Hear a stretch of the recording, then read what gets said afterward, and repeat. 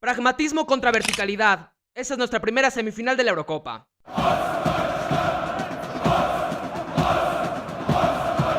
Bienvenidos al canal y bienvenidos a un nuevo video. Soy Mando Sanabria y hoy tenemos estas Eurocrónicas ya con los partidos de cuartos de final ya resueltos, los primeros dos al menos. Y tengo muchas cosas que decir. Primero, como ustedes saben, yo sigo el fútbol alemán y estoy un poco destrozado por el resultado final de Alemania contra España. Pero al final aquí somos amantes del fútbol, somos amantes de los equipos que saben jugar y además pienso que España es un equipo que lo merecía. Sobre todo merecía mucho pasar de ronda. Y vamos a empezar con ese partido. Obviamente porque fue más importante, porque fue el que abrió esta escena de cuartos de final. Y tengo que hacer unas anotaciones antes de profundizar un poco. Primero, que ningún equipo me pareció superior que el otro. Quizá por tramos, pero en el balance general, ningún equipo me pareció mejor que el otro. Así que pienso que tanto Alemania tenía los méritos para ser ganadora, como España, como al final terminó sucediendo, es una justa vencedora de esta llave. Después, el arbitraje es un asco, tengo que decirlo así, al menos el día de hoy fue patético por muchas acciones. La de Kroos al inicio, que para mí era tarjeta amarilla, pero clarísima, sobre Pedri, al final lo terminan lesionando y termina saliendo de cambio. Y después el penal de Cucurella. No me entiendo cómo eso no lo cobraron penal, pero bueno, a ver, es que es una jugada demasiado polémica que termina marcando un rumbo en el partido porque ese era un penal clarísimo.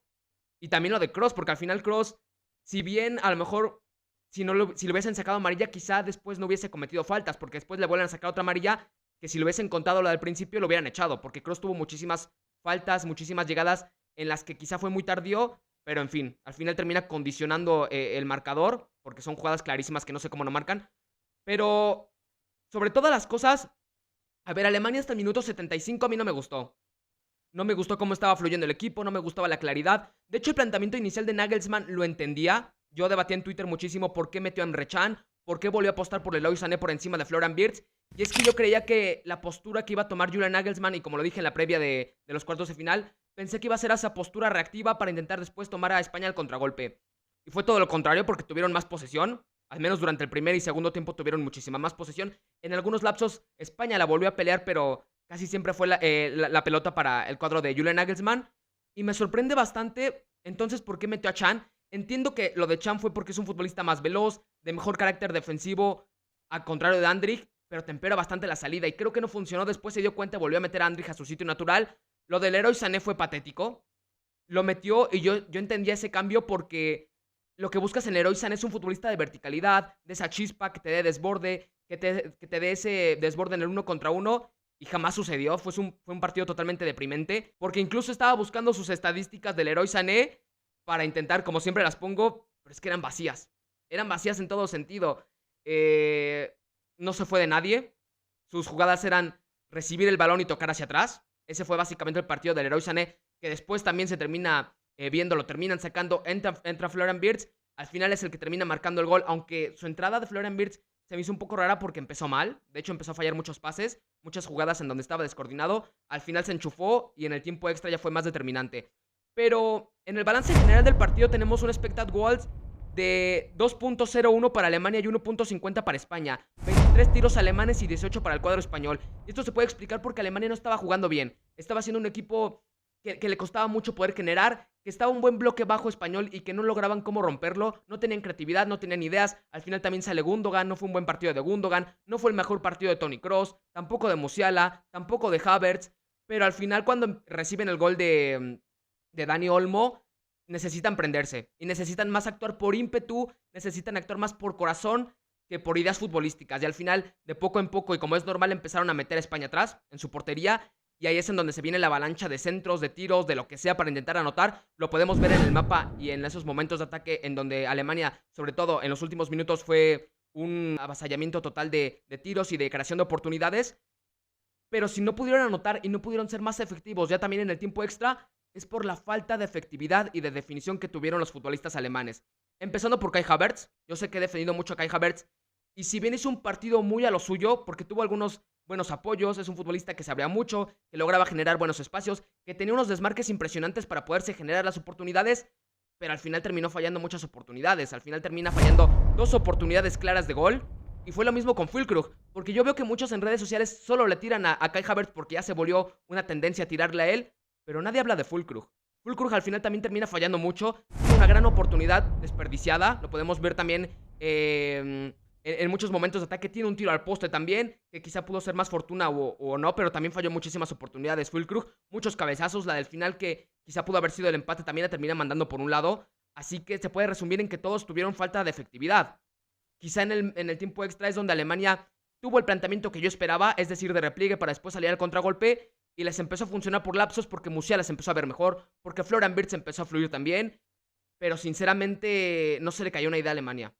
En el segundo tiempo y durante todo el partido fue más garra, fue más intento por puro corazón que por ideas. El partido de Rudiger me había parecido extraordinario, pero con todas las letras, estaba despejando todo.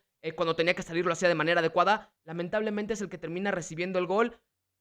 Obviamente termina recibiendo el gol, pero es porque pierde una marca. Pierde la marca de Mikel Merino y es en donde el futbolista de la Real Sociedad aprovecha para anticiparlo. ¿Y por qué gana España?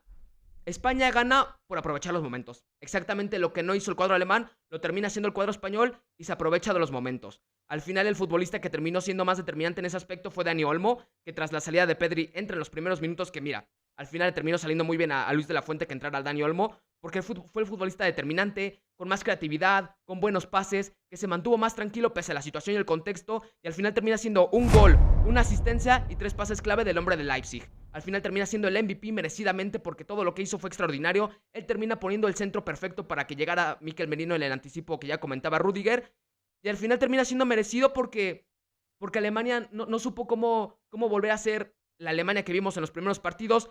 Pecó de definición y al final España es un cuadro que ya jugaba con muchísimo talento, que llega muy fácil. Hoy no fue un buen partido de Nico ni de Lamine Yamal. Lograban llegar fácil a ellos desde el juego, pero no lograban desbordar. Por momentos me gustó muchísimo Rodri, lo de Fabián Ruiz controlando los tiempos y también el balón. Y al final yo pienso que España se ve una selección muchísimo más trabajada, que tiene más tranquilidad para este tipo de contextos. Y Alemania se vio muy acelerada, dejando muchos espacios que al final lo terminó aprovechando España. Pero en líneas generales me parece que es justo lo que terminó sucediendo. Al final España es un gran equipo. Para mí el equipo que mejor juega o que más vistoso lo hace dentro de la Eurocopa. Ahorita vamos a hablar de Francia. Así que es merecido. Havertz no estuvo bien, Füllkrug no estuvo bien, Musiala fue en el tiempo extra, lo mismo que Florian Wirtz, Gundogan no estuvo bien, Kroos no estuvo bien, Rudiger termina pecando en esa última jugada. Al final España termina ganando por ser un equipo más efectivo y porque así es el fútbol. Al final es un duelo de dos potencias y gana la que mejor sepa sobrevivir. Y hablando de sobrevivir, tenemos que hablar del partido entre Francia y la selección de Portugal, que acaba de terminar hace unos momentos. Este es el fútbol de Didier Deschamps.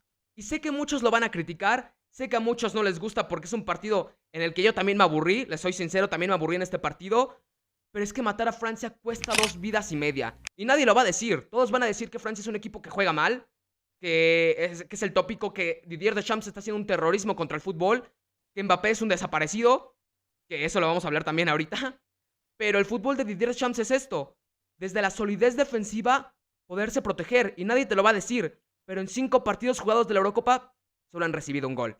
Pero ¿por qué no pudieron hoy ganarle a Portugal pese a que para mí eran bastante favoritos? Y es porque se centran mucho en ese juego defensivo que lo cumplieron a la perfección. Al final el partido de Upamecano y de William Saliba fue magnífico. William Saliba fue 0 veces regateado e hizo 8 despejes. O sea, impresionante también lo de Upamecano en cada duelo con Cristiano Ronaldo. Pero se basan tanto en esa idea que el único método para atacar es a velocidad. Con Kylian Mbappé, con Antoine Griezmann lanzando, con Marcos Thuram o Kolo Muani quien esté. Y al final no terminó funcionando la ofensiva. El que quizá más se aproximó por la velocidad y por lo que se esperaba era Dembélé en algunas situaciones que tampoco fueron muchas, pero el partido de Mbappé fue muy gris, lo volvieron a sacar de cambio, al igual que Griezmann, terminó siendo un partido bastante gris para ambos, y en ese contexto en el que no están funcionando, al final lo único que podría respaldar a que Francia pudiera pasar era su solidez defensiva, que repito, hacerle un gol es prácticamente imposible, porque si superas la defensa, tienes a un grandísimo portero como Mike Maignan que tapó las que pudo, hizo un partido también genial junto con todos los defensas, Jules Koundé volvió a estar impecable, lo mismo que Theo Hernández. El partido de Mbappé fue demasiado triste, sinceramente. Completó 2 de 5 regates intentados, 0.17 expected goals y 0.09 expected assist. La verdad fue muy gris. Y del otro lado de la balanza tenemos a Portugal, que tuvo más posesión, un 60% de posesión por 40% de Francia, pero que su juego se basaba mucho en intentar abrir con pases porque eran los que tenían ese dominio de pelota para intentar hacer que el que rematara todos los centros o que finalizara las jugadas fuera Cristiano Ronaldo. Y al igual que Mbappé, Cristiano Ronaldo volvió a hacer un partido totalmente deprimente. Hay que entenderlo porque ya tiene 40 años casi, pero es que no puedes basar tu juego a tus dos figuras y si estas no funcionan te terminas quedando en blanco. El partido de Cristiano Ronaldo fueron 2 goles ganados de 7 disputados y una gran oportunidad perdida, que es esa jugada que termina llegándole después de una fantástica jugada de Francisco Conceição que la termina mandando a las nubes también. Y al final este partido fue una neutralización total porque ambos equipos no estuvieron finos en ataque, porque sus figuras no estuvieron finos en el encuentro, ni Kylian Mbappé ni Cristiano Ronaldo. Y yo lo ponía en Twitter, si estos futbolistas, a ver, si Cristiano Ronaldo hoy era Gonzalo Ramos y si Kylian Mbappé hoy era Marcus Thuram, los hubieran sacado al minuto 60. Solo estaban por el nombre, porque ya no es que en el partido de hoy estuvieran mal, sino que todo su torneo lleva siendo demasiado por debajo de las expectativas. Quizás se puede entender un poquito más lo de Cristiano, pero lo de Mbappé está siendo muy decepcionante.